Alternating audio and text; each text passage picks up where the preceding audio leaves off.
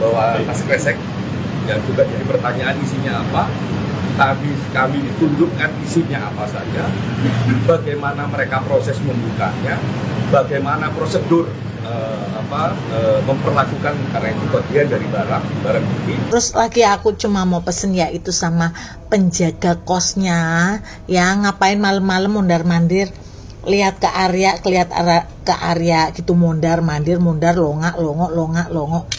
Kalau memang katanya istrinya curiga, istrinya merasa hatinya nggak enak, suaminya dalam keadaan bahaya atau gimana, opo susah ngetok lawang. Hei, Pak Arya kan sudah kenal udah 2 tahun.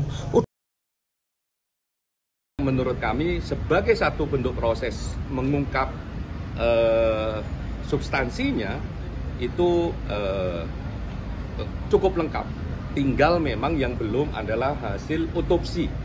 Ya, mungkin beberapa hari seperti tadi saya jelaskan, karena ini otopsi yang memiliki pendalaman tertentu, ya makanya masih butuh waktu.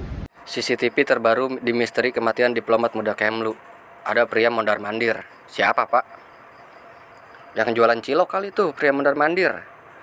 Kalau yang diberitakan yang mondar-mandir itu penjaga kos yang ditelepon istrinya buat ngecek kosan almarhum.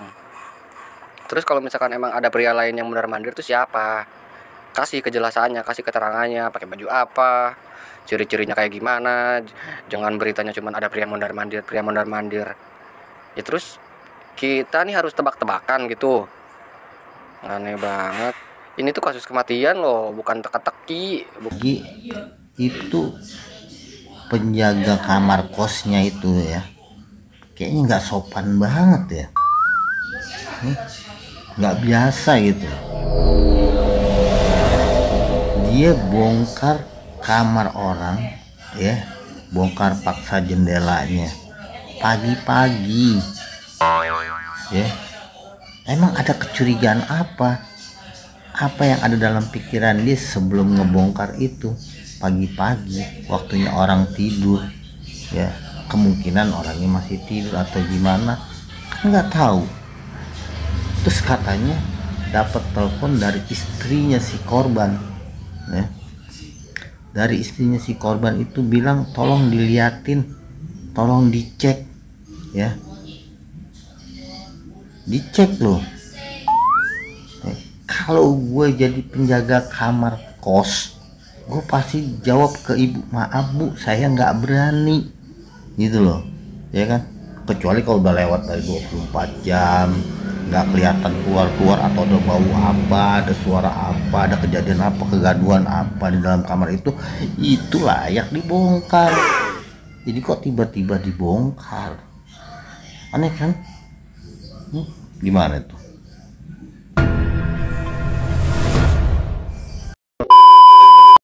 Gerak cepat, Polda Metro targetkan ungkap kasus tewasnya diplomat Kemlu selesai seminggu. Woi, udah 2 minggu ini, udah 2 minggu. Seminggu apanya? Udah 2 minggu. Ekshumasi udah, cek ulang TKP udah. Terus mau apa lagi, Pak? Itu CCTV bejibun itu dari depan kosan, lorong ke kamar korban juga ada CCTV. Masa sih nggak ada titik temu, nggak ada titik terang sampai sekarang? Aneh banget sumpah, Cok. Katanya polisi kita nih hebat-hebat. Cobalah, Pak, tunjukkan kehebatan kalian. Masa teroris aja bisa ketemu, kok bisa ketangkep? Harusnya kan lebih susah nangkep teroris. Tolong ya, Pak ya. Menurut kami sebagai satu bentuk proses mengungkap substansinya itu cukup lengkap. Tinggal memang yang belum adalah hasil otopsi. Ya, mungkin beberapa hari seperti tadi saya jelaskan, karena ini otopsi yang memiliki pendalaman tertentu, ya makanya masih butuh waktu. Nah, kami harap memang sesegera mungkin, kalau bisa minggu ini ya bagus, gitu ya, sehingga terangnya peristiwa hasil otopsi nanti kita juga bisa sandingin dengan beberapa hal yang mereka dapatkan. Termasuk misalnya tadi karena di CCTV yang tersebar di publik itu bawa tas kresek, yang juga jadi pertanyaan isinya apa. Tadi kami ditunjukkan isinya apa saja, bagaimana mereka proses membukanya, bagaimana prosedur memperlakukan, karena itu bagian dari barang bukti. Prosedurnya juga ditunjukkan. Kami belum bisa sampaikan saat ini apa aja isinya, biarkan Polda Metro Jaya, penyidiknya yang akan menjelaskan. Kurang lebih itu tadi. Soal sampah sendiri apa ada kaitannya dengan barang bukti kayak bungkus lakban mungkin dari sampah itu? Iya, ada lakbannya ada. Informasi terkait lakban yang kami bayangkan di awal ketika kami mengikuti peristiwa ini di publik, termasuk juga mendalami di pihak keluarga dan termasuk tadi di TKP, ternyata di sini jauh lebih detail. Ya, posisi lakbannya kayak apa, terus alat-alat yang lain atau barang-barang yang lain yang terkait peristiwa itu jauh lebih lengkap. Tenan toh, apa yang aku duga. Jadi itu pelaku masuk ke kamar Arya, itu cari kelemahannya Arya. Mungkin Arya pikir karena hanya buang sampah, jadi pintu nggak dikunci karena dia langsung segera kembali. Nah, saat Arya sudah keluar ke sana bawa sampah, nah di sini terjadi CCTV-nya itu ada detik yang dihilangkan, ya, yang tadinya pukul 23 lebih 25 detik 19 langsung berubah jadi pukul 23 lebih 25 detik 53 apa 54 begitu. Berarti saat di pukul 23 lebih pukul 23 lebih 25 detik 19 itu CCTV dimatikan dulu, say. Dimatikan, pelaku biar bisa masuk. Nah, setelah itu dinyalakan kembali. Makanya dinyalakannya kan pas di pukul berapa itu 23 lebih 25 detik 53. Terus Arya nongol dari pintu sana menuju kamarnya. Jadi ini kalau dugaan netizen gitu ya, itu pasti begitu Arya masuk itu pelaku sudah ada di dalam, tinggal begini tok, gituin doang. Iyalah, apa coba. Terus lagi aku cuma mau pesen ya itu sama penjaga kosnya, ya ngapain malam-malam mondar-mandir, lihat ke Arya gitu, mondar-mandir, longok. Kalau memang katanya istrinya curiga, istrinya merasa hatinya nggak enak, suaminya dalam keadaan bahaya atau gimana, opo susah ngetok lawang. Hei, Pak Arya kan sudah kenal udah 2 tahun, udah kos di situ, ngopo kok longok ya.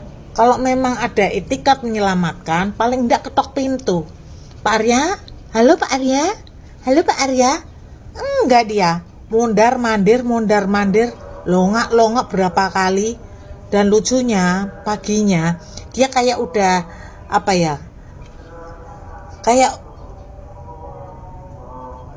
kayak tahu nanti di situ ada kejadian yang apa begitu, karena tahu-tahu dia pakai tisu buka handle pintu, ya, terus siap-siap rekam. Lah kenapa itu nggak tadi malam? Kenapa nggak gedor-gedor tadi malam? Sekalian rekam, Pak sama bawa HP kayak atau gimana kayak ya. Kalau menurut saya untuk pihak kepolisian itu penjaga kos-kosan tetap diinterogasi. Terus tanya sama penjaga kosnya, ya, yang mengendalikan CCTV itu siapa. Di detik sekian itu jelas-jelas dimatikan dan baru diaktifkan di detik 53 saat Arya mau kembali dari lorong untuk masuk ke kamar. Kompolnas datangi kos Arya Daru. Plafon kamar maupun kamar mandi utuh, tak ada yang rusak.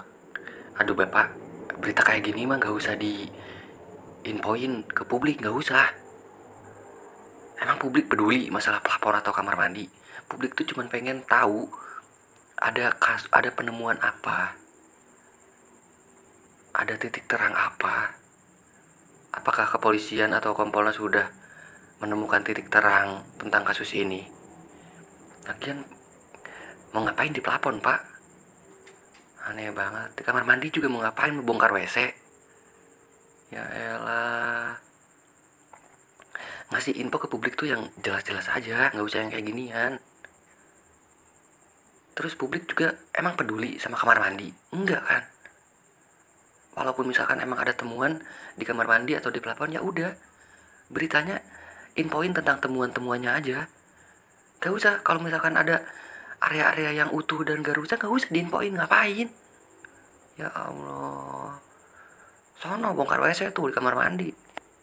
Ya elah, capek banget, kesel gue, monyet. Kompolnas bongkar isi kresek sampah yang dibuang diplomat Arya Daru Pangyunan sebelum ditemukan meninggal di kosan. Kompolnas bongkar isi kresek sampah yang dibuang diplomat Arya Daru Pangyunan sebelum ditemukan meninggal di kosan. Sepekan sudah sejak ditemukannya Arya Daru Pangyunan 39 tahun, seorang diplomat Kementerian Luar Negeri RI, namun penyebab pasti kematiannya masih menjadi teka-teki. Arya Daru ditemukan tewas di kamar kosnya kawasan Gondang Dia Kecil, Menteng, Jakarta Pusat pada Selasa 8 Juli 2025 lalu dengan kondisi yang mengenaskan di pintu kamar terkunci dari dalam. Meski Kapolda Metro Jaya telah melakukan penargetan penyelidikan rampung dalam sepekan, akan tetapi hingga kini belum ada kesimpulan final. Mungkin seminggu lagi selesai. Insya Allah mudah-mudahan bisa selesai ya, ucap Karyoto Jumat 11 Juli 2025 lalu. Namun pihak kepolisian juga mengaku masih melakukan pendalaman terhadap berbagai bukti. Di antaranya adalah terhadap CCTV, hasil autopsi forensik, serta pemeriksaan data digital dari ponsel dan laptop milik korban. Selain itu, digital forensik akan melihat dengan siapa korban berkomunikasi, jam berapa, dan kemana saja aktivitasnya terekam, jelas Karyoto. Ia juga menambahkan seluruh temuan tidak akan disimpulkan secara parsial. Kami tidak akan langsung menyimpulkan hanya dari satu alat bukti saja. Semua aspek akan kami kaji secara komprehensif, tegasnya. Salah satu potongan misteri dalam kasus ini adalah kantong kresek hitam yang sempat dibawa Arya sebelum kematiannya pada pukul 23.23 waktu Indonesia Barat. Komisioner Kompolnas Khairul Anam mengaku telah diberi penjelasan oleh pihak penyidik terkait isi kantong tersebut. Tadi kami ditunjuk isinya apa saja, bagaimana mereka proses membukanya, bagaimana prosedur memperlakukan, karena itu bagian dari barang bukti, kata Anam. Namun ia enggan mengungkap lebih lanjut isi kantong tersebut karena merupakan domain penyidik. Polda Metro Jaya menegaskan bahwa penyelidikan terus dilakukan secara menyeluruh, termasuk menanti hasil dari psikolog forensik. Kasubdit Penmas Polda Metro Jaya AKBP Ronald Simanjuntak menyebut penyidik dari Subdit Resmob di Treskrimum Polda Metro Jaya masih menunggu hasil laboratorium forensik dan psikologi forensik.